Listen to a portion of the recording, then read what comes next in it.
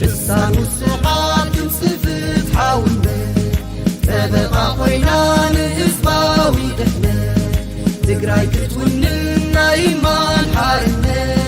قادر نقبل حقرنا سنة عبيت وراي حزبنا عمنا أحد نرتعن فتحي سقومات من ديا درديت ميديا من ديا درديت ميديا درديت اندعتا زلفت تصيحة بريتا درديت اندعتا زلفت تصيحة بريتا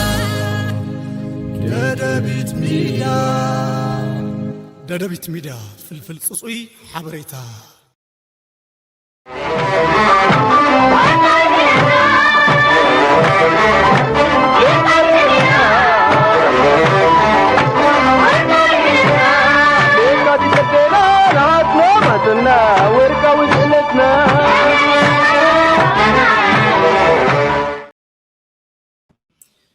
سلام طعني هبلي كبرانن بيسب درديت ميديا كمون تخاتلتي مدب كواخم نواخم نايز ساعات زي نايز علت حزنا قريبنا لنا مسانا صنيحكم دلواتنا تكافلوا ادمناي ابناي لومي مدب كواخم نواخم كم تبر استري وزلهم مالت فليز ولو زعباتات حزنا انا قريبنا زلنا زعباتاتنا ناي وشن ناي دغن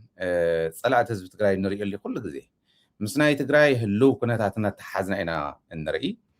لذي بدقة يمسأ بوشتي صلاة أنت خوين صلاة إيو صلاة أنت ون هزب ردينا إنا نقلع كم تطري وزر لهم قد زبل زينا كاب إتيبيا حادة كلتة ثلاثة دالنا كنا جبتاكم إنا هزيو هزبنا خنا الدالو هزبنا خنا تنقق هزبنا نخلو لك ناي ميديا ربحة ويل انفورمد زخونة سوسايتي مفتارين دحري لنا زين مفتار إنا نحنا ونقوي هزب الحازلنا مو قلل بزوله جمر مغنياتو نافتز عبي نطلقنا خنكيد مالتي سلا ولقايت قداي سلا رايا سلا صلمتي انتو إلنا نحنا ون زينا حليفنا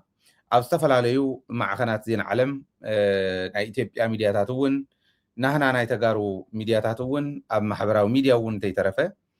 زو او استفلاليو ميدياتات كتريو زوعلكم كم زي زوله نخلو زغننه نخلو زغرمه مغلص وزيو از مغلص زيو موص يكونن تغد زبل نو لزلنا كالوتيوم تم زيناتات نسم كالوتيوم ግን زين رأيو مجمريا كاب محبرسبنا زمصه ريتوون ስለዘሎ ازين رأيو مجمريا الى يقميتين يخنا اتزينا حمشت مرصا خللات اب تግራይ ناي ابناي امري تግራይ مالتيو ناي اب صلمتن معرابن دبوبن زياتن بفيدرال كمحدرا بفيدرال تصوعنتن دايركتلي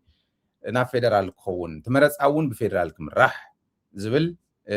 تقميطو حزي اب ኢትዮጵያ ابنا ኢትዮጵያ حق መንግስቲ ክልተ ዓይነት መረጽ ኣሎ حزون يخم تحقي بدن بحزنايو تردينايو تاي غورلو تم نحنان تاي غورلو تم صلاتون كنري منتا كلتا عينت مرص الله ناي فيدرال مرصا زبحال كللن فيدرالن كلتيوم تنابيبوم زفصمو مرص الله كلتيو مرصا زولو زلخو تخللن فيدرالن حاويرم زفصموون اتناي كلل كعناي كلل زخونه كلل نفيدرال افكيلو بعلو جن زفصمو نجر جن تخاتلتي تملكت تتعذب تتوهيلهم مرجع بورد زركبوا لي حزي امري تግራይ ዘሎ ንናይ ፌደራል ይኹን ንናይ ክልል ቤት ምኽሪ መረጻ ክግበር ከሎ መንግስት ትግራይ ይዝመርሖ ክልቲኦም ተናቢቦም ዝገብርዎ ነቲ ናይ ፌደራል መረጻ እዩ ኻሊኡነ ይናውሉን ማለት ኣይኮነን እንታይ እዩ ዝብለና ዘሎ እዚዩ እንተልኩም ግን ዝኾነ ግዜ ኣውዚዩ ኣርኢናኩም ነርና ናይ ድሬዳዋ ጉዳይ ብዙሕ ግዜ ደጋጊምና ስለ ዘርአናዮ ሕዚ ምርኣዩውን ብዙሕ ይጠቅም ዝብል እምነት የብለይ ድሬዳዋ ናብ ፌደራል ዝኣተወትሉ ምኽንያት ይቕምጥ እሞ ተፀዋዕነታ ናብ ፌደራል ኮይና ኦሮሞን ሶማሊያን ክልል ሶማሌ ማለት እዩ ክልቲኦም እንዳተፋረቁ በ5 ዓመት እንዳተባረዩ ከመሓድርዋ ኢሉ ይወደድ ከም ዝወሰነ እሞ ናይ ወልቃይት ጉዳይ ናይ ጸለምቲ ጉዳይ ናይ ራያ ጉዳይ ካብኡ ከም ዘይሐልፍ ተናጊሩ ለዋሃት ታይሞ ሽግር ይውሉን ኮይ እቶ እንዶ መጀመርያ ድሓር እንደኹን ሪኦ እንዳወል ይኹን ገሊኦም ብቀይሚ ገሊኦም ብወንጀል ገሊኦም ብኻሊእ ተዘፈቁ ምዃኖም ንዘይፈልጥ ከምስሉ ከለው ስኢልና ክንዕዘቦም ንኽእል ኢና ዝኾነ ኮይኑ እቲ ሕዚ ከም ድሬዳዋስ ይበሎ ብፍሉይ ዓይኒ ርኤ ነዚአን ክወስደን ናብ ኣምሓራ ክልል ይኹን ናብ ፌደራል ይኹን ክወስደን የስ ይበል ብዘየግድስ መሬት ትግራይ ንክወስድ ዝወሰኖ ሕዚ ኣይኮነን እኮ ኣብይ ኣሕመድ ዝብል ካብ ማሕበረሰብና ዝረኸብናዮ ርእይቶ እዩ እቲ በዓለ ገኘው ተሻገር ናይ ወልቃይት ጉዳይ ኣኸለ ተወዲኡ ኣሎ ድሕሪ ሕዚ ንድሕሪት ምምላስ የለን ክብሉ ከለው እንታይ ኮንኩም ተጋሩ ሽዑ ዘይነቃሕኩም ይብሉ ንሕና ነቂሕና ኢና ወልቃይት ይኹን ራያ ጸለምቲ ይኹን ካሊእ ኢትዮጵያ ዘላትሉ ከባቢና بحيل زحز وخبابينا بحيل انت زي كوينو بحيل مالت متكواس مالت طرح يكون قلص من ناريوم حيل ناريوم يوصو مالتوني بحيل انت زي كوينو بسلام كم زيونا تناغيرنا طرح انت يكونس لفيعنا هنا بزح تانا يغنيو تشاغر ان حزبنا ريتو نخيب تغبرو زلان رايامو كنملسينا لا استدادر نو يت وندل كجام شوا من يتبا አንድነታችን ለመከፋፈል ሰርተዋል ሞክረዋል አልተሳካላቸው ስለዚህ አንድነታችን አጠናክረን እንቀጥላለን አማራን አሳንሶ የማየት አማራን ዝቅ አድርጎ የማየት አጀንዳ ተዘግቷል አሁን የአማራ ህዝብ በከፍ ብሎ ነው የሚንቀሳቀሰው ከከፍታችን የሚያወርዱን አጀንዳዎች አንያዝ አንድነታችንን የሚፈታተኑ ማናቸው ጉዳዮች መታገል አለብን እባብ አንዴ ነው የሚነክሰው ሁለት ጊዜ ከነከሰ ሞኝ ነው ማለት ነው እንቅፋት አንድ ጊዜ ነው የሚመታው ሁለት ጊዜ እንቅፋት ከመታህ ሞኝ ነህ ማለት ነው ስለዚህ ሁለት ጊዜ እንቅፋት አንመታ ማለት ነው ጥያቄው ህጋዊ በሆነ መንገድ ቀርቦ የፌደራል መንግስታችን ተገቢውን ድጋፍ እያደረገ ነው የተዋጋነው ለፍትህ ነው የተዋጋነው ራሳችን ለመከላከል ነው ይሄ በእብሪት የምንናገረው ነገር አይደለም የተዋጋነው ለመውረር አይደለም የተዋጋነው መሬት ፍለጋ አይደለም መሬትማ እኮ እዚህ ማን እንደሚያርስ ታውቁታላችሁ ቋራ ማን እንደሚያርስ ታውቁታላችሁ አርማጮ ጠገዴ ማን እንደሚያርስ ታውቁታላችሁ እኛ ለመሬት አልታገልንም እኛ የታገልነው ለማንነታችን ነው ለ40 ዓመታት ለተቀማው አማራነታችን ነው የተዋጋነው የወልቃይት የጠገዴ የሰቲት ሁመራ ዞን ተደራጅቷል የራሱ አመራር ተሰማርቶለት ስራ እየሰራ ነው ያለው በየአካባቢው ባሉ ሚሊሻዎች አሰልጥነናል የራያ አላማጣ ኮረም የወፍላ በሁሉም አካባቢዎች አመራር አደራጅተናል በጸለምት አመራር አደራጅተናል አመራሩ ስምሪት ተሰጥቶታል በነገራችን ላይ አመራር አሰማራንም አላሰማራንም ህዝቡ ነፃ ወጥቷል እኛ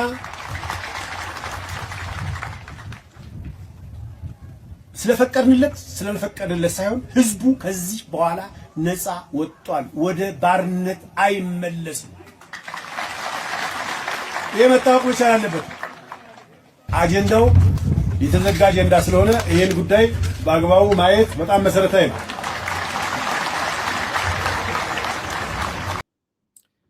ጽቦ ሕዚ ትምስተዋል ንድሕሪት መለስ ኢልና ገሌና እንታይ እንዳሰርሕና ገሌና ኣበይ ነርና ኢልና ዓርስና ክንሓትት ብርግጽ ሕዚ ኣብቲ ንሱ ዝተዛረበሎ ይኮንናን ዘለና ሽዑ እዩ ተወዲኡ ኣገኘው ተሻገር እዚ ምስ በለ ወሲድካ ናብ ቤት ምክሪ ፌደሬሽን ክኸይድ ከሎ መራሕቲ ትግራይ ዝነበሩ ሽዑ ይፈልጡ እዮም በዓል ጌታቸው በዓል ጻድቃን ይፈልጡ እዮም ናብ ቤት ምክሪ ፌደሬሽን ኣገኘው ተሻገር በዓል እዚዩ እናተዛረበ ስለመንነት መንነት ደቆይስካ መሬት ዓዲ ሃገር ወሲድካ ህዝቢ ዓዲ ሃገር ኣፈናቂልካ ምውራር ዝብል ሳይንስ ሒዙ ናብ ቤት ምክሪ ፌደሬሽን ከኣቱ ከሎ ከምዚ ዝበለ ሰብ ዝኣተዎ ፌደሬሽን ከምዚ ዝበሉ ሰባት ዘለውዎ መንግስቲ ዕቁባ ኮነና ኢሎም ዓደም ደርብዮም ክኸዱ ከለው ተጋጊኹም ዝበልና እዮም ነዚ ዝተዋጋእና መሬት ዓዲ ሃገር ክንወስድ ኢና ኢሉ ከም ታሰማዕኹሞ እቲ ውግእ መሬት ወልቃይት ንምውሳድ ነይሩ ማለት እዩ መሬት ትግራይ መውራሪ ነይሩ ማለት እዩ ናይ ህዝቢ ኣምሓራ ኣይኮነን ምክንያት ኣለኒ ከምኡ ዝብለሉ ህዝቢ ኣምሓራ እንታይ ይብል ሕዚ ክንሪኦ ኢና ግን ቅድሚ ህዝቢ ኣምሓራ እንታይ እዩ ዝብል ሕዚ ብዘለዉ መራሕቱ ዝብል ቅድሚ ምርኣይና ምንታን ብደንብ ክርዳእና አገኘው ተሻገር ከምኡ ክብል ከሎስ ጌታቸው ይሰምዕ ዶ ይነብር አገኘው ተሻገር ከምኡ ክብል ከሎስ ጻድቃን ይሰምዕ ዶ ይነብር ኢልኩም ማሕተቱ ሕዚ መረፃ ቦርድ ብዝሓለፈ ምዕራብ ትግራይ ጸለምቲ ራያ ኣብ ትሕቲ ትግራይ እዮም ኢሉ መግለፂ ኣውፅዩ ነቲ መግለፂ ቀልቢስዎ ዘሎ ሕዚ ዝበሃል ዘሎ ቤት ምክሪ ፌደሬሽን እዩ ሕጊ ተመሓላሊፉ ሕገ መንግስቲ ሰይሩ ቤት ምክሪ ፌደሬሽን ይመርሕ ኣለኹ ዝብል ዘሎ ብጋኑ እንዳፈከረ ዝኣተወ ሰብኣይ መሊሶ ኣለኹ ኢሉ መሊሱ ናይ መረፃ ቦርድ ውሳነ ቤት ምክሪ ፌደሬሽን ደርብየዮ ምስ በለ እዩ እምበኣር እዚኣተን ኣብ ትሕቲ ፌደራል ኮይነን ክኾን ኣለዎን መረፃ ክካይድ ኣለዎን ኢሎም መፅኦም ዘለዉ ሕዚ ክርዳእና እዩ ሕዚ ኣይኮነን ተወሲዱ ሕዚ ኣይኮነን ዝፈልጥዎ ዋላቶም መግለፂ ዘውፅኡ ዘለዉ ፓርቲታት ኢና ባህልቲ ብጀካተን ኣብ ትግራይ ዘለዋ አዲስ አበባ ኮይኖም መግለፂ ዘውፅኡ ዘለዉ ፓርቲታት እቲ መግለፂ ሕዚ ኣይኮኑን ከውፅዎ ነይርዎም ቀዲሞም እዮም ከውፅዎ ነይርዎም አገኘው ተሻገር ከምኡ ክብል ከሎ ዘይተመስረታ ዝነበራ እውን አገኘው ተሻገር ናብ ዘለዎ መንግስቲ ክኸዶ ይነበሮምን ተሓቂ እዩ ካሊእ ሓቂ ከዓ ንረ እዚዩ ተሓቂ እዩ ሕዚ በዓል ጌታቸው ደኣ ናብ አገኘው ተሻገር ክምለሲ በዓል ጌታቸው ደኣ ንምንታይ ኣውፅዮም ምውፆም ኣነ ተሓጒሰ ኢለኩም እየ ቃለይ ዓፅፍን ምውፆም ፅቡቅ እዩ ወላ ብሽርሒ ይኹን ወላ ብገርሂ ይኹን ዘውፅኦሞ እኒአው ናይ ብሓቂ ብልቦም እንተኮይኖም አዲስ አበባ ይፀንሑሎም ቅነ እንተነኣሰ እቲ ዝመርሕዎ ዘለዉ ሰራዊት ዓዲ ከኣቶ ክብልዎ እዮም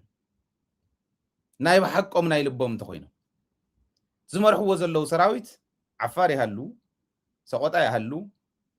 ጸለምቲ ይሃሉ ካሊእ 10 ይኹን 100 ይኹን 1000 ይኹን ሰተት ኢልካ ዓዲ ከኣቶ ምስ TDF ካኹን ንሕና ክንወፅእ ንኽእልን ናይ ገዛ እሱር ኮይንና ኣለና ንስኹም ግን ሰተት ኢልኩም እተው ኢሎም ሰራዊት ክሰድዎ እዮም ናይ ልቢ እንተኮይኑ ናይ ሽርሒ እንተኮይኑ ንሕና ኣይ ግደፉባ ወልቃይትባ ከምዚ ናብ ትግራይባ ናብ ምሓራባ እንዳበልካ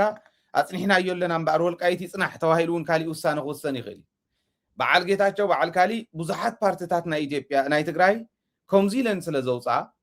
ነተጋሩ ሰምዕ እዝኒ ስለ ዘለኒ እምበኣር ናይ ወልቃይትን ናይ ካሊእን መረፃ ይትረፍ ኢለዮ ኣለኹ ክብል እዩ ብክልተ ምክንያት ሓደ ምክንያት መረፃ ስለዘይካይደሉ ዋላ ከምኡ ይበሉ ዳ ይወፁ እምበር ንምንታይ ኢና ዘይተናደድና ዓቕምና ስለንፈልጥ እዩ ንምንታይ ኢና ዘይጓሃና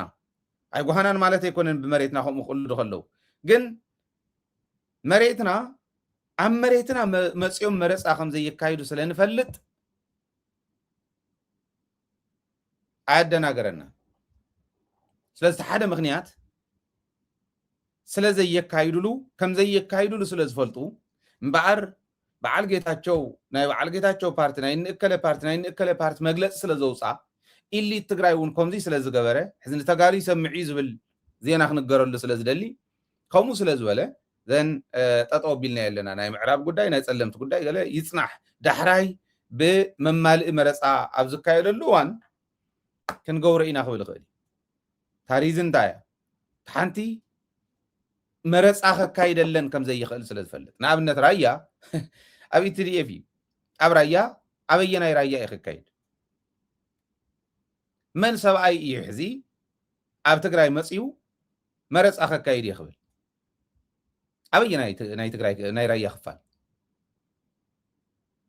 ሓደ ንስ እዩ ጸለምቲ ኣብኡ ኮይኑ እቲ ሰራዊት ኣብኡ ነፍቲ ጥቕኡ ኣበየናይ ናይ ጸለምቲ ወረዳ ካብ 3 ወረዳ ማይ ፀብሪ ሓዊሱ ክልተ ታሕታይን ላዕላይን ጸለምቲ ኣበይ ገጽዮም ከካይዱ ናይ ጸለምቲ መረፃ ክልል ዝበሃል ኣሎ ሰራዊትና ወሎ እስካዕት መረፃ እውን ተጸኒሑ እንዲዩ ሰኢልካ ኮይ ሰኢልካ እዩ ህዝቢ ትግራይ እንተሓቢሩ ኣነ ዝልምነኩም ዳያስፖራ ትግራይ ኣብ ዘይትፈልጥዎ ደንቆርቆር ንግደፎ ገሊኹም ዝፈልጥ ይፈልጥ ይድግፍ ኣሎ ታወረቐ ዝረኣኹም እያ እታ ናይ ብልጽግና ታደብዳቤ ዝረኣኹም እያ ኣብ ዘይንፈልጦ ዓገርገር ንግደፎ መሬትና ንርክብ ኣለና ሕዝን ጻድቃን ዘንጭብጭብ እስክኽርኢ ሕዝን ጌታቸው ዘንጭብጭብ እስክኽርኢ እተን ብመራሕቲ ዝመጻ እተን ብባዕልና መንገዲ ከም ሚድያ ፋሕቲርና ንረኽበን ኣውፂና ነጊርና እንተዘይእሚንናኩም መሬትኩም ቆሚጠ ወሲደዮ ኣለኹ ብለካ ኣሎ ሕዚ ከመይ ዝበለ ቆማጥ ርእሲ ዘለዎ እዩ ሕዚ ጻድቃን ክድግፍ ከመይ ዝበለ ደንቆሮ ዝኾነ እዩ ድሕሪ እዚኦም ክኸይድ ሕዚ ጌጋ እዩ ንሕና ጨኒቁና ቃላት ትስእነሉ መዓልቲ እውን ኣሎ መዓልታዊ 3-4 ግዜ ወፂና ክንሰርሕ ፎቲና ይኮነ ኣካል እውን ይጉዳእ ኮይ ሕልና ይጉዳእ ድኻም ስኢሉ ድኻም ባዕሉ ሕልና ዝጎድእ ቃላቶም መግደፍዎ ትድኻም ባዕሉ የውድቐካ ይሕመካ ሓቦ ኒሕ እዩ ዘስርሐና ዘሎ ነቲ ሓቂ ደሊኻ ንምርካብስ ተዛሪብና ለፍሊፍና ዓቕምና እስካዕ ዝውዳእ ዘይተረድኦ ዝፀንሕ ሰብ ክትርኢ ከለኻ ብጣዕሚ እዩ ዝሕምም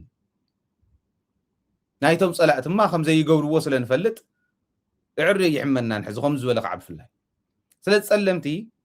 ኣብ ከመይ ዝበለ ከባቢ እዮም መረፃ ከካይዱ ተራያ ግደፍዎ ሞቶ ምሳና ዘሎ ራያ ሳላ ጀጋኑ በዚ ነኽኦም ኣብ ዝነበረ ዳሕዲሖም እዮም ጸለምቲ እውን ኣበይ ነኽኦም ኣበይ ከም ዝድሕድሕዎ ይፈልጡ እዮም ምዕራብ ትግራይ እውን ናይ ግዜ ጉዳይ ናይ ግዜ ጉዳይ ክብሎ ከለኹ ለሙደ ጽባሕ ኢና ንብል ዘለና እምበር ለምዘበን ምዕራብ ትግራይ ናብ መረበቱ ናብ ዋናታቱ ከም ዝኣቱ ንሕና ይኮናን ባዕሉ ኣብይ ኣሕመድ እውን ኣይጠራጠርን ኢትዮጵያ ዘላትሉ ኩነታት እኹል እዩ እዚ እንድሕር ኢልና ኣበዮም ደኣ እሞ ከካይዱ ከምዘይ የካይዱሉ ስለ ዝፈልጡ እንታይ ክብሉ እዮም ሕዚ ናይ በዓል ጌታቸው ፓርቲ እውን ከም ስለ ዘውፀ በዓል እከሊተይ ዝበሃል እውን ከም ስለ ዝፀሓፉ ኢሊ ትግራይ እንተይሉ ካሊእ እንተይሉ መንግስቲ ኢትዮጵያ እኮ አቃፊ ነው የኢትዮጵያ መንግስት እኮ እንደዚህ አድማጭ ነው ስለዚህ ሰሚዕና እዮምስ ከምዚ ጌርና ኣለና ኢሎም ከታልኹ ምኩር እዮም ከምዘይ ይገብሩ ስለ ዝፈልጡ እዮም መስከላና እዮም ተሓሲሞምና ዝበሃል ኣሎ ሓደንሲ እቲ ካልኣይ መረፃስ ገበረ ንትግራይ ከርሕቃ እንተዘይኮይኑ ከምዘይ የቕርባ ይፈልጥ ኢትዮጵያ እንዳበተና ይኸድ ኣሎ ከርሕቃ ጥራሕ ክብል ከለኹ ትግራይ ርሒቃስ ትግራይን ኢትዮጵያን ከም ዝተፋጢጠን ጥራሕ ይመስለኩም ትግራይ እውን ስራሕ ክትሰርሕ ከመይ ንኣብነት ሶማልያ ክልል ሶማልያ ክግንፀል እየ ትብል ኣላ ነቲ ሓይሊ ንሱ ምሕጋዝ ኮይ ሕወሓት ተዘይገበረቶ ንሕና ንገብሮ እዚኣ ምሕዳር ተዘይገበሮ ንሕና ንገብሮ ንኦጋዴን ምሕጋዝ እዩ ኦሮሞ ክግንፀል ይደሊ ንኦላ ምሕጋዝ እዩ ኣምሓራ ቤተ መንግስቲ ኣዲስ ኣበባ ከኣቱ እዩ ዝደሊ ንኣምሓራ ምሕጋዝ እዩ ተስፋ ልደት ዝበሃል ሓደ ሕለፈለፍ ኢሉ ዝሳተፍ ኤርትራዊ ኣሎ ኣነ ከም ዝመስለኒ ተጋዳላይ ነበር እዩ ንተጋዳላይ ዝነበረ እውን ይብል ነይሩ ኣይ ቲንክ ሶ ንድሕሪ ኣብዚ ዝነበርኩም ኣብ ሽዑ ዝሰማዕኹም እንተሃሊኹም ንገሩኒ ኢትዮጵያስ ፈራዕራዕ ትብል ዘላ 130 ገለን ሚልዮን ዘለኒ ኢላ ትምካሕ ዘላ ብቁፅሩ እውን ትምካሓሎም ስለ ዝነበረት ንኤርትራ ይመስለኒ ኣብ 7 ኢኻ ትመቕላት ኣይፀገም ኣለዎ ኢሉ ከምኡ ኢኻ ትገብር ዓለም ከምኡ እያ ዝሰርሕ ሞ እንዳነገርካዮም ዲኻ እንዳነገሩና እንዲኦም ዝመፁ ዘሎ ሰም ናታቶም ኣመል ስለ ዝኾነ ወይ ባህሪኦም ስለ ዝኾነ ወይ ክእለቶም ስለ ዘለዎም ምኽኣል እዩ ኣብ ቀልቀል ዘላ ዓድስ ነቀይ ትብል ዘላ ዓድስ ከምኡ ጌራ ናብ ሓደጋ ክትእትወካ እንተኽኢላ ናትካ ስንፍና እምበር ናታ ብቕዓት ኣይኮነን ንሕና እውን ንብላዓሉ ዘለና ናይ ባዕልና ናይ መራሕትና ስንፍና እምበር ናይ ኢትዮጵያ ብቕዓት ኣይኮነን ስለዚ ብክልቲአን ምክንያት ሕዚ ሪዝን ኣውት ክገብርዎ ክምኩር እዮም ነቱ ዘጨማለቕዎ ጉዳይ እዚ እንድሕር ኮይኑ ከምታ ዝበልክዎ ዓንቶ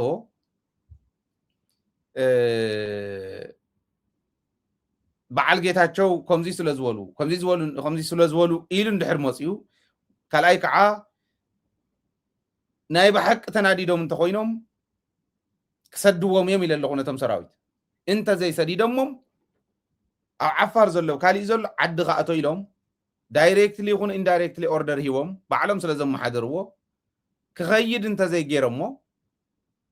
ዓዱ ከኣቱ እንተዘይገይሮሞ ኣብኡ እንተሒዞሞ ናይ ብሓቅስ በዓል ጌታቸውስ ኣብ እግሪ ኣብይ ኣሕመድ ኮይኖም ተሳስተሃል ኢሎም እንዳፀረፍዎ ክሕድሮም እንዳዋረድዎ ንኣብይ ውርደት እዩ ተጋጊኻ ምባል ውርደት ስለ ዝኾነ ንጉስ ንኽዮም ኣለዉ ማለት እዩ ስለዚ ሓቆም እንተኮይኖም ሰራዊት ክሰዱ እዮም ብምልኡ እቱ ዓድኻ ክብልዎ እዮም ሓቆም እንተዘይኮይኖም ሽፍታ እንብሎ ዝነበርና ሕዚ ግን ምምፃእ ስለ ዝጀመረታ ሽፍታ ትብል ቀይርና ያለና ዓዶም ክሒዶም ከይዶም ዘለው ንዓዶም እንተዘይተመሊሶም ናይ በዓል ጌታቸው ተንኮል እያ ማለት እዩ እታ መግለፂት እዛ ኩላ ያዕያዕ ተንኮል እዩ ኣዲስ ኣበባ ኮይኑስ ከምኡ ከውፅእ ይኽእል ከምኡ መይትረፍ ንዓድኻ ሰሪሕኻ ንኤርትራ ሰሊልካ ተባሂሉ ጌታቸው ሰፋ እኮ ክሲ ተመስሪቱሉ ነይሩ ሓሲብካ ኢኻ ንብልፅግናስ ኣዋሪድካ ኢኻ ቃላት ተጠቐምካሎም ተባሂሉ ኮታየ ደንዳኣ ተኣሲሩሉ ኣዋሪድካ እዮም ተባሂሉ ካብተን ሰለስተ ምክንያታት ምእሰሪኡ ሓንቲ ንብልፅግና ዘይምጥን ቃል ተጠቒምካ እያ ትብል ሞ ዝምጥኖ ድዮም ጥቀም ዘለዎ ሕዚ ፈቂዱሎም ድዩ ተጋርኮ ኢና ተጋርኮ እዮም ኣይፈቀደሎምን እውን ተንኮል ከይትህልዋ ይጥርጥር ኣለኹ ሓቂ እንተኮይና ሓጎሰይ ወሰን የብሉን ዋላ ዓቢዶም ተፀሊሎም መስዋእቲ እውን ኣኽፊሎምና እዮም ግን ሕጂ እውን እንተተመሊሶም ፀገም የብሉን ይመለሱ ናብ ንቡር ጥራሕ ስለ ዝኾነት ናተይ ስለዚ ናይ ኢትዮጵያ ታወረቐት በዘን ሕዚ ዝበልክዎን ኢና ክንግምግማ ብኸይዲ እናተኸታተልናያ ክንከዲና ብዕራይ ናብ ዘበለ የብል ዕርፍና ፅኒዕና ንዓኣም ዋዕዲና እንዳርአና እንዳተኸታተልናያ ክንከዲና ከመይ ተኸድ እቲ ዝወፅ ዝነበረ ናይ ምንታይ እዩ ነይሩ ብምሉእ ክንሪኦ ኢና እቱ ከምዚ ክኾን ከሎ መብዛሕትኡ ትግራዋይ ኣውፅዎ ዘሎ መግለፂ ግን ብትክክል እውን ንዓና ዝውክል እዩ ኣቦ ባህሪ ደቁ ኣይጠፍኦን ሓደ ወላዲ ስለ ናይ ትግራይ ባህሪ ንኣብይ ኣሕመድ ይነግርዎ ነይሮም ንሕወሓት ፀሪፎም ነቲ መሪሕነት ብምሉእ ፀሪፎም በኣኹም ከምዚ ኮይንና ከምዚ ከይትገብሩ ሕጊ ከይተኽብሩ ኢሎም ሕጂ ዶ ክፀርፋ ፀኒሐ ኢሎም ወያነ እንታይ ኣተወት ምዕራብ ትግራይ ኣቱን ዝብሉ ዝነበሮ እቦ ንኣብይ ኣሕመድ ከምዚ ኢሎም መኺሮሞ ነይሮም لغة نزوة تقرأي بتن أو حمش دقيقة ناب حدنا perfect أو حمش دقيقة أو قرص خون كله توائزنا نيرنا أو حمش دقيقة أحواتكم رسعس تقرأي حليفوا لحولهم يلي وذي أهلت أمريتنا تغنى أي تغنى بك ما عالتي نوح مر مريتنا خي ملسنا ينسقيني نحنا لفكرنا إياه نحنا زياينا لتأمتنا إياه خي تقرنا عدت لي أنا كجنزبنا مش وذيناتنا كعالم كوكدين أنت تاريخنا ورقتنا زلنا كوكدين زفلت رزقنا سرحيو مريتنا أنا لك لنا دك هاجرنا دك عدينا إثيوبيا وياننا كم بعد يسخاطرينا بيز وقل غاي خسر سمع إذن تلك السمع نتقرايسي ونتقراي I think تملسوا لي أنا أبي أحمد سمع له إذن أنت اللي هو سمع له تقراوي أب حمش تدي قايز كبهال كله مبزح تؤتري وزن وركم كولبي قالي أن جنيه ترى مخنياته كم يجيرم دفيرم وخوينهم جيرم ويبل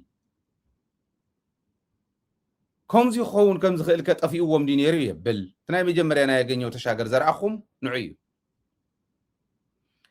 أجنيه وتشاجر كم إن داول نهلو مال دويلهم زنور سبات بيوتهم زنور سبات لمن أنت يتحدثوهم نعو كوينا قدفون باليرنا قدفون دو عدنا خينا بالله قدفون نبل زنورنا نزي سلازي እቱ አብይድና ዘሎ መሊሶም ክሕዝዎ ይኽእሉን ራያ መሊሱ ክወስደ ይኽእልን ጸለምቲ መፂስ መረፃ ክገብር ይኽእልን ወልቃይት መፂኡ ምዕራብ ትግራይ መፂኡ መረፃ ክገብር ይኽእልን ኣይትጠራጠሩ በዚ ተጠራጢረ ይፈልጥን እስካዕ ሽዑ እውን ጽንሕ ሰብ የለን መን ክዕገሶ መሬት ትግራይ ክምለስ እዩ ቀረባ ጃህራ አይኮነን በትክክል ክምለስ መሬት ትግራይ ትጃህርኦም ግን ድፍረት ስለዝኾነ ክንምልሰሎሙን ስለዘለና ተጋጊ ዝነበረውን አሪምና ናብ መስመር ክንእትዎ ስለዘለና ኢና ንቕምጥ ዘለና እምበር አምሓራ እኮ ባዕሎም ይብልዎ ኣሎ የአማራ ህዝብና የትግራይ ህዝብ ጠበኛ ሆኖ ይኖራል እንዴ? በደንብ ፖለቲካው እንዲገባችሁ ነው የምነግራችሁ።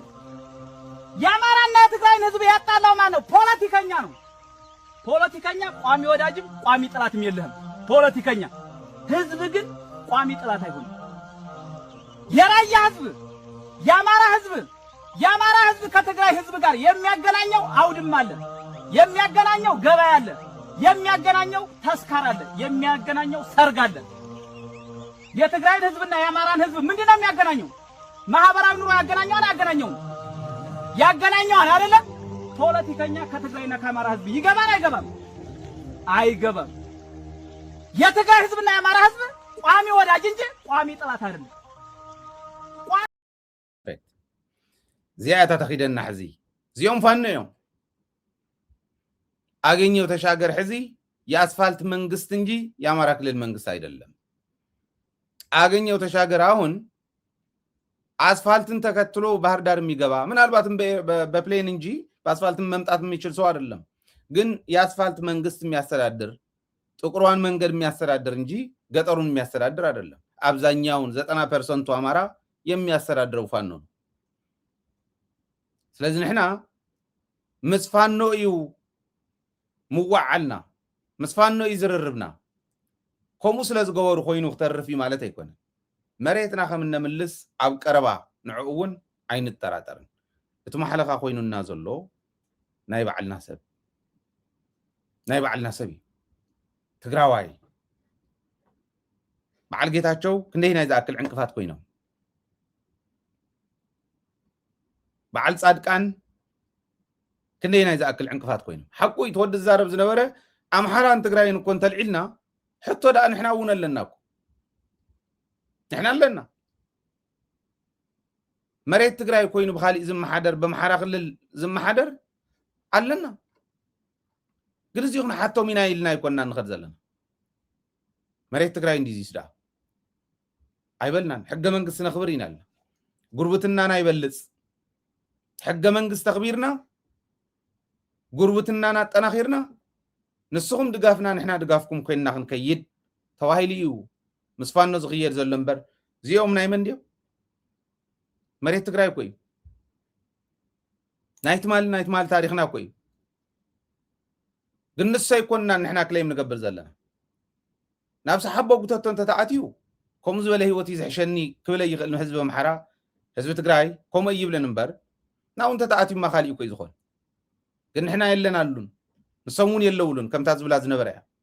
ናይ ራያ ህዝብን ናይ ኣምሓራ ህዝብን ናይ ትግራይ ህዝቢ ናይ ራያ ኢሉ ትግራይ ክብሎ ከሎ እዚኦም ዘራኽቦ ማሕበራዊ ህይወት ኣሎ ብራያ ገጽ ዘሎ ኣምሓራ ጸለምቲ ገጽ ዘሎ ኣምሓራ ቦቲ ናይ ሕዚ ሕገ መንግስቲ እየ ዝብል ዘሎ። ስለዚ ከምኡ ዝበለ ኸይዲ ኢና እንደሊ ንሕና ኢልና ምስቶም ክንጻመዶም ዝግባአና ጽምዶ ፈጢርና ጽምዶ ሰላም ፈጢርና ክንከድ ኢና ሲና እውን ንገብር ዘለና ተዓብይ ነገር ንሱ እዩ። እዚ ክግበር ከሎ ግን ሓደ ወዲ ንጻድቃንን ጌታቸውን ቻው ይብሎም ነይሩ ሰባት መሲሎም ሞግዲ ዝድግፎም ነይሩ። ፖለቲከኛታት ትግራይ እዚ ኩሉ ክስራሕ ከሎ ከፍ ኢሎም ጸኒሖም እዚ ኩሉ ክግበር ከሎ ዘይፈልጡ ከም ዝነበሩ ከምዚ ክብሉ ከለው ቻው ንዓኹም ዝሰምዕ ሰብ ይገድድ ቻው ኢልዎም። ባህልቲ ጌታቸው ረዳ ጻድቃን ከምኡውን እቲ አብርሃም በላይ ደዋረደ ዘናሸወ ዘንዐቀ መግለጽ ኢሎም ዓንዲ አገኘሁ ተሻገር ተጻሒፉ አገኘሁ ተሻገር ዝመርሖ ቤት ምክሪ ፌዴሬሽን ናይ ሃገራዊ ምርጫ ቦርድ ጽዕንቶ ብምፍጣር ሑመራ ጸለምቲ ራያ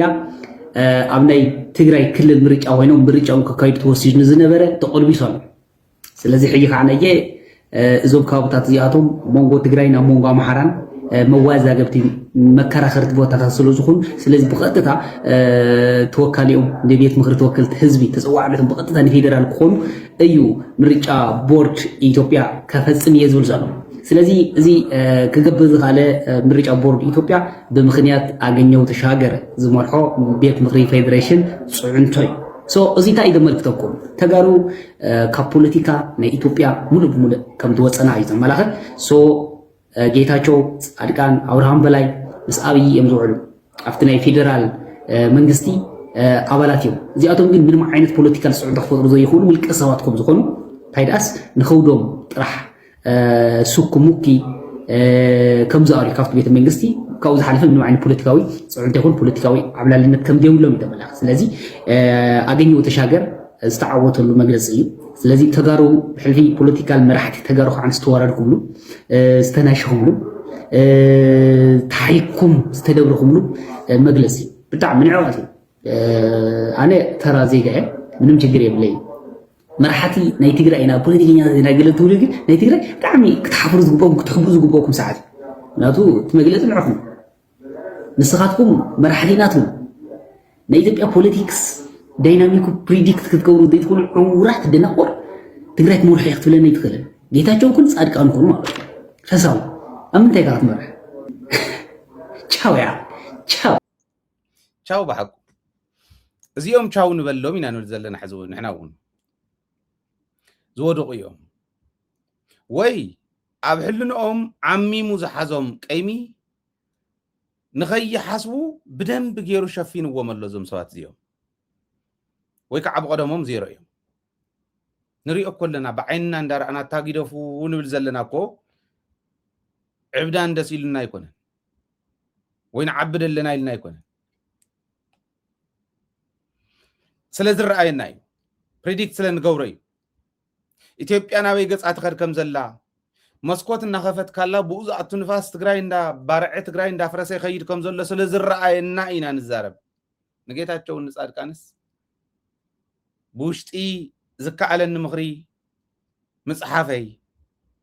ካብ ፀሓፍ ኩሉ ግዜ ጀሚሩ ብዕሊ እስካዕ ዝተቃለስ ኩሎም ግዝያት ኣብ ልዕለይ ዝፈልሲ ዝነበረ ፀርፍን ካሊእን ሕሰብዎ ኣብ ማሕበራዊ ሚድያ ምስኦም ደድሕሪኦም ዘንጭብጭብ ዝነበረ ዝጉተት ዝነበረ ሓንቲ ነገር እስክሓተኩም ኣብርሃም በላይ ናይ ማሕበራዊ ሚድያ ተጠቀምቲ ከምቲ ቀዳማይ ዘርዓናዮ ክህብ ክእል እዩ ገንዘብ ሃይለ ዘይ ክህብ ክእል እየ ምክንያቱ ታዘላትን ነብዚያ ኢንቨስቲ ገይረ እየ ንህዝበይ ዘገልግል ዘለኹ ተናእሰ ግን ኣብርሃም በላይ ኣብይ ኣሕመድ መስክር ኢልዎ ገዱ መፂ ምስ መስከረ ንኣብይ ኣሕመድ የርከዓኻ ንጉሰ የረክዕን ኢሉ ሳይጠሩታ ቤት ሳይልኩት ወዴት ከም ዝበሃል ኣለኹ ኢሉ ባዕሉ መስኪሩ ታይዳ ኮይን ዘይመስከረሎም ማዓንቲ ተናእሰ ጌታቸው ሰዓጀውጀው ኢሉ እኳ ዝተወሰነ ሓቂ ይኹን ሽርሒ ሃልዎ ብዘየግድስ ተናእሰ ብፅሑፋት ርኢና እንደውም ወዲያው መሊሱ ኣበየሎ ኣብርሃም በላይ ኣበየሎ ጻድቃን ኣበየሎቱ ናይ እንዳ ጣዛ ሞደሻ ዝመስል ገፅ ሒዙ ግፋሎ ካሊእ ዝብለና ዝነበረ ሰፍ ኣብርሃም እንዳ ጣዛ ሞደሻ እንተሪኢኹም ሞደሻ ዓብይ ማሕረሻ ገለ ዝጣዘየሉ እንዳ ጣዛ ሞደሻ ዝመስል ርእሲ ሒዙ ኣፉ እንዳሞጥሞጠ ግፋን ንሄብ ተንቤን ኣብ ዓድዋ ኣብ ሽረ ክብል ነዚኣ ንክሕሱ ሚድያታት ተቆፃፂርዎን ቀኒ መሬት ትግራይ ይውሰደሎም ዝተባሃለ ግን ጠፊኡ እዚኦም ሓሻኽር እዮም ስኩም እኩ ዝኣርዩ ከም ዝበሎም ስኩም እኩ ዝኣርዩ እታ መድረክ እኮ ናይቲ ማሊ ጀጋኑ ናይቲ ማሊ ገና ሕንጣያት ገና ፅባሕ ንጎ ካሊእ ተኣምር ክሰርሑልና እዮም ኢልና ተስፋ እንገብረሎም ደም ከይባላሾ ብደንብ ጌርና ክንንከባኸቦም ዝግባአና ቆልዑ ኣብቲ ውሽጢ ኮይኖም ዝብልዎ ዝነበሩ ስምዑ ዋዕት ሕሸን ክብል እየ ኮይነ ኣብዚ መድረክ እዚ እንታይ ርኤ ንብል ተቃወምቲ ሓይሊ ከይኮነስ ተቀየምቲ ሓይሊ ርኤ ለውጢ ክመፅእ እንተኮይኑ ብሓሳብ እዩ ዝመፅእ ኣብዛ መድረክ እዚኣ ሎማዓንቲ እንታይ ተኻይዳ ተይልናስ መርገም ንጎ ጌታቸው ጀሚርዋ ንሕወሓት ክረግም ኣርፊዱ ድሕሪኡ ኩለና እናተቐባበልና ንረግም ኣለና أما حوالي ميديا بدم بقينا متقام له نايز قال عزيو نايز من سيزيو مدرة بلبي قد النقص قبوا من سي كم زبالة ولا ده إزر لينا نتوم سلعتي عريز فلتقام عوشتنا ون لوط مدلاي سكمي ولا لوط مدلاي قرمي لوط جن قمت زوالة بحسابي المسألة لوطي بمرقمة يمسم كم تزوالة كم قاما كم عوحي نحوحات بدون قول لنا أرقف كاي كونه ناس أرف كاي كونه لوط المسألة مستوى علي دلني يروح على جيتها شوكة استوى لني روهم قلنا أيستوى على النبل زوم سوات زيهم جيتها شوكة نصاد كان أنا بلبي مريت تقرأي كرت هذا خون كلهم يخون نديزبل تمالي إنك على سلنا يلوم عم تقرأي كخدو لكاسن متلال مسيوم لكاسن تنقل مسيوم صادقان قدمون كان عندنا حي زي مسأني والبرجوا كك على سي مسأن ويطلقوا حيزي مسيو ويتنقل حيزي مسيلو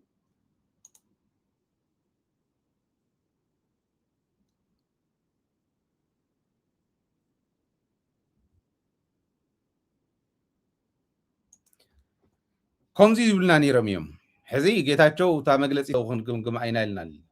كمبرخا زلو نعوم غزاكم كيدون تيلمم تمصيوم حقهم يمالت خريم الله تخكليو ترديو ملو حزنا يبلصغنا شرحي كنبلينا انت زي مصيوم جن شرحي يعني راتاناتهم مغلصيت شرحي يعني راتانا بلصغنا نافتي مبال مريت تግራይ كمين قرصو سق يولو تغارو زبل مغمغميو سق كولو يمجوهم يلم مخرتون غلغليهم يمكن بلو ميناص وحنغو مالت prediction غزيون زدليو سلازخونه غزيه بنازي خون سرحينا بعلي يوحنس قبر مسقلون كم قال سيجمرنا سل عيلمنا 50 عامت انا اقول ولاد ناي حواد ناي سلطان ناي ادمه 50 عامت ناي ادمه بعل صقا وصي زونه ولدو كويني ازيكو بسلام دمصو تسمع يفلتن ابز 5 عامت كو دمصي تسمعن مفرح كويو سلازي هذون كان يدي الزارب زلو ويس نايب حقي كم مسيلو وإزارب زلقني قال أبز 5 عامت دمص يتسمعن حقي أو كناتي زليا يلن معز كفيلنا معز مرس أجرنا دمصنا خزمع كني يدخون يخون أنت هم يقبرلو كني يقبرلو وصي زونه ولدو كويني ازيكو بسلام دمصو تسمع يفلتن أبز 5 عامت كو دمصي تسمعن مفرح كويو سلازي هذون زي جمرنا نجر نجمر حساب يجو زفرس هيوت يدحن طرنات يترف تزني وبداية تقرأي كلاتون حساب يصغيره توم تقرأي زنيون لبخ جزء له تونا بيدوم زعته له انت تدليت انت يكونوا تدليت ينازول له حلفي والعسل زنورو معنا نبلع عن تبهالون زسأل موتهم الله كسمع الله يا أخلنا أخوله حلف زبل عقوان السندي حزي نوعلو دهوني أنا قني خي يخوني ترتيره كمون كجبرلي أزمن نيلو قني خجبرل حلف زبل حيالنا يجات كونتروباندي سينيور باي ذا واي فلطه أبواب تحدثه باج عاد بلي الناس سو عايزي نايجات كونتروباندي ستاتي ميرو بكونتروباند شاتي نقدو بهم وقع إلكترونيكس يمسو كم زي أنا جورو كنترول دانا قديم معت فوقات ونينا ودي سابا أبا أخافي لنعين كحلو واردي أنا إذا فوقات كوينو من النوت الشيء زلو كم زي خوينا ميو جن تدس زبل ننو علمون تساني مزخوريكون ولا تسأر تقرأي يخيدون بر تسألعون تسفاصل السعان اللومي موكير وومي ببرت برات حيزهم مسيوم عدم كولعو موكير وومي بوليتيكا بارتت ايشوم عدم كولعو موكير ووميو بميديا ببروباغندا عد خبارعو بخلو عبيوو لو مس I don't know بيمانا يدو قد تسفاي نقص زبال حدا أبصرقيا زحدر مكينا زحدر زنبر ودون بوليتيكانا هم اندي وريدو قندحان ناب سلام كم اللي سخلو نعوم ونقبل لهم كم زيبل كونتربيوت نورم يم مبتاتنا كلهم تعيد لحمي كي قدفا ولا خويناتا كي تلحس حو غينو أربع قومو قتمنا لنا سلازي مجمرة خم تجارو بوزيتيف دينا بوزيتيف نغد لنا دو يلا ناي أبز خفلنا لنا كلها بينا علينا بوزيتيف متحللاي متحسساب علودو يلا أبزي خندي تجراوين أسرقات وعلى اللغة تجراوي غنقا حسيبنا اللي نفلت له يلا أنا يحوحات مرقمي لنا كلاتنا مثلنا سلامين عن دلي هناتين دلي كو قد قل لهم انت يتوقدوا غيرن انت يتوقدوا سلامين عن دلي هناتين دلي كو قد لهم يبنى يرقيتها شوردا نوعلو قدامي آتي نير مجلس دجاني آتي نيرو سلازي بمتى من قصته خينوح ما قد تزيحزو بمتى قوقدوا ميدليو كرداني خير خلاي أنا ولكم تزاروا سبات أنا اللي تزاربي نحن ولكم يتزاروا نوع لكم قالسي نايوع لكم كم بعلكم غيرهم صدوا أو ديبند دايتونا بزخونة وسب إذا حد حوالي أبزي يقال لهم جزء عزريو يقال لهم جزء عزريو نير بتلاله رويال فاميلي سلزو تامت أو رويال فاميلي يقال لهم بهالسبسيت هيسرح لين عايز ملكته رويال فاميلو جزء من صافو نعيب يني سلزي مالت محبة نقول لنا اللي من يوم بين الحل يسوي أو تقول زي اللس نحنا كويل يزار أدفينا مني تحتتي دبين خا كنت تحتت بصراحة خيالة تقول بين خا تحتتي تدخل لك تجعجع يلي تفاعل تفي وخلنا أدفينا يو إزي كومينيست زنا هو حاجة مخنياتو بارة اللوو واتقت اللوو كلهم يحزموا حزب تقرأي أي قد سوي تم قلقلتو كي يخدو نعوب الكباخ من يروح واحد سينازي تقرأي مجمرة تقرأي مقتال تقرأي خوينو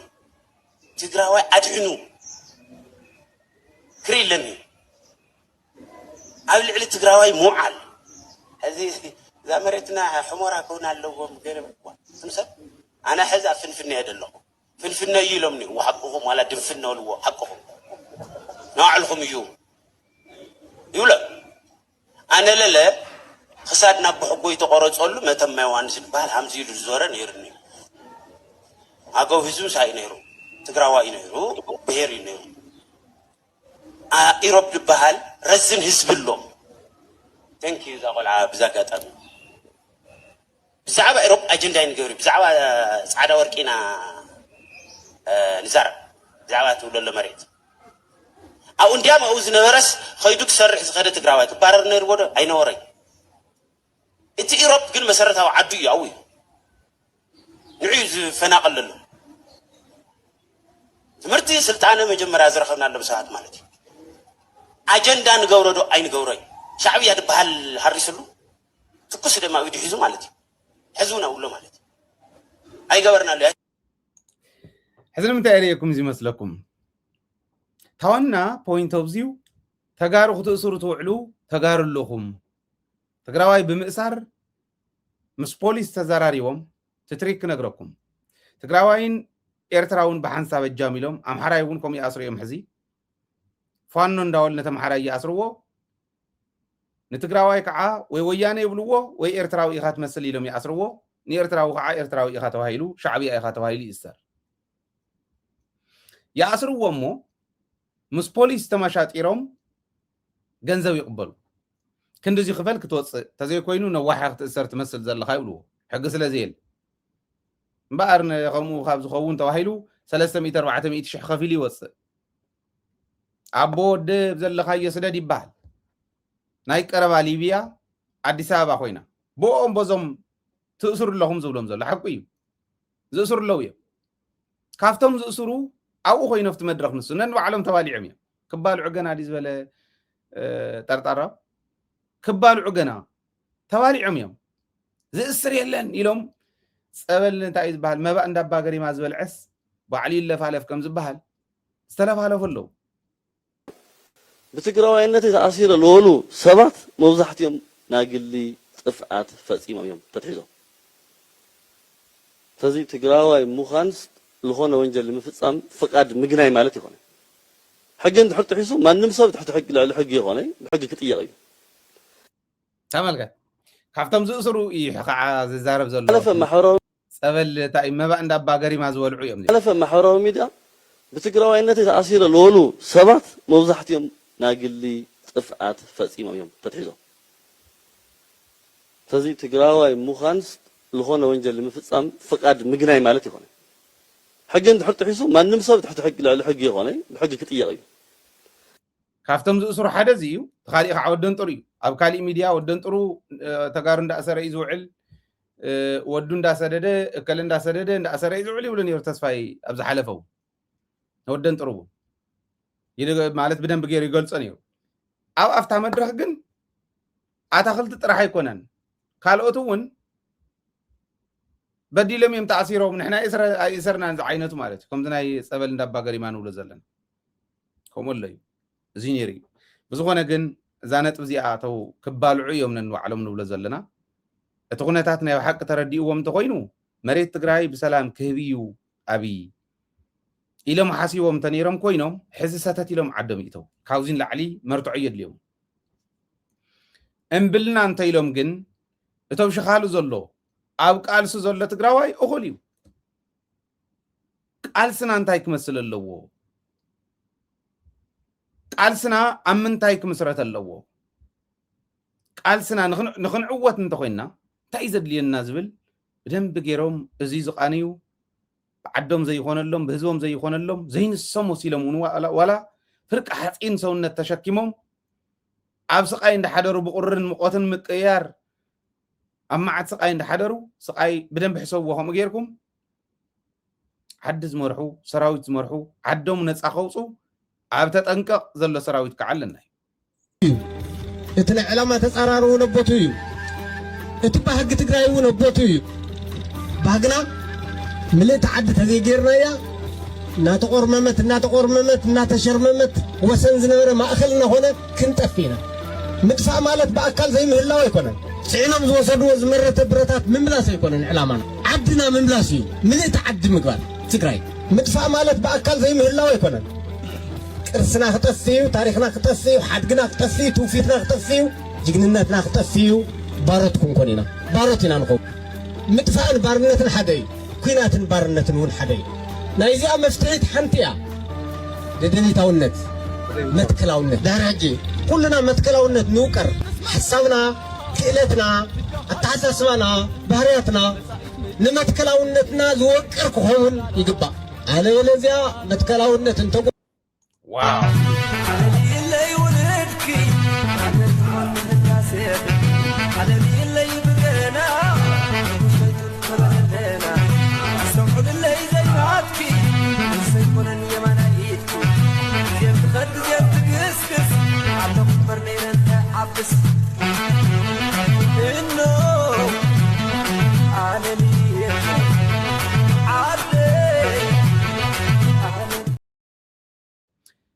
نقاش حلوف يبهل تقال لاي نقاش حلوف كوميساريو مختلناي معراب جنبار مالي I don't know بمنتهي قلص خمس ولا تقاللتي فلتن كاب صفر اجريس كاع صغر زي بقى زخونه ነገር ስማዓና انا خمزي زولو جغانو خطر خلخا نهزب خاص زيتو قبرو نجار يلن يلكا خطوسن زقبرينا بحقي كم زول جوغان زلو وقت عدي مانم باندا جن امول سواق ريب كالو نداوص انداشن خسات تزحدر جغنا ايل خد كلو زي ممصيخا ابطقوم دوبيلكا كلنا كو خمزينا الكا عدم كريعم زخدو بخبدوم زمزنو وانا عدم مسيهم وداديركا تغادلتيهم كتبلهم كتحفركو يا يحفري نزي امريهم كم زي يخونو قراصات زي يخونو يغرمني سنفلال كبد حدرات نمتايم فطورنا يغرم anyway حبونيا صنوع ፍጹም ፈትለኽ ዘይብል ካፍቱ ህዝባዊ መስመር ወፂው ኒማን ጸጋም የማነ ፀጋም ዘይርኢ ህዝባውነትን ዝሚዛኑ ከምዚኦም ዝበሉ ጀጋኑ ዝመርሕዎ ሰራዊት ኣሎ ስለዚ ለባማት እንተኾንኩም ናብኦም ተሓወሱ አንቱም በረኻ ዘለኹም ለባማት እንተኾንኩም ንዖም ትመርሑ ዘለኹም ፖለቲካ ፓርቲታት ናብ ዓድኹም እተው ናብ TDF-ኩም ተሓወሱ በልዎ ዓድና ምልእትን ንገብረላ ግዜ ሕዝያ ርሑቕ ኣይኮነን ስለዚ ሓድነትና አጠናኺርና ክንቃለስ ክንክእል ኣለና እዩ ስለ ኤርትራውያን ዝበልዎ ክልተ ነጥብ ኣሎ ናብቲ ጉድ ናይ ኢትዮጵያ ቅድሚ ምእታውና እዚ እውን ጉድ ዘብል እዩ ግን ሞር እንዳጠለቕና ኢና ክንከድ ሓደ ጉድ ዘብል ኤርትራውያን ዝምልከት ዘልዓልዎ እዩ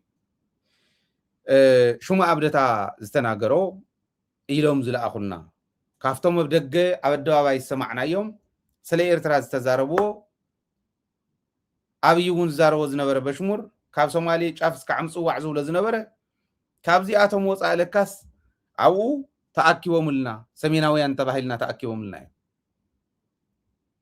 ኣዋሳ ኣኼባ ከም ዝነበረ ዝሰማዕኹም ፈሊጥኩም ትኾኑ ኣብዚ ሹማ ኣብደታ ዝበሎ ዘቕረቦ ኣብይ ኣሕመድ ባዕሉ ዘቕረቦ ኣብኡ ዝነበረ ሓዊ ዝኾነ ዲስከሽን እንታይ ይመስል ነይሩ እቲ ሓደ ጉድ እንታይ ይብሉ ይመስለኩም ምናልባሽ ብዜና መልክዑ ክሰምዕዎ ከለዉ ኤርትራውያን ብፍላይ ከዓቶም መራሕቲ እንታይ ይብል ከም ዘለኹ ብደንብ ገይሮም ክፈልጥዎ ኤርትራ ብዝኸድናሉ ግዜ ቲም ኮይኖም ዝኸዱ ዝነበሩ ናይ ድህንነት እንተኸይዱ መከላከያ ይቕፅል ፖሊስ ኮሚሽን ይቕፅል ካብ መከላከያ እውን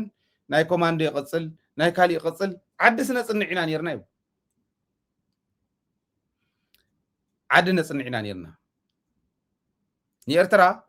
እሺ እንተኢላ ፅቡቕ እምቢ እንተኢላ ግን ብሓይሊ ክነግብራ ኢና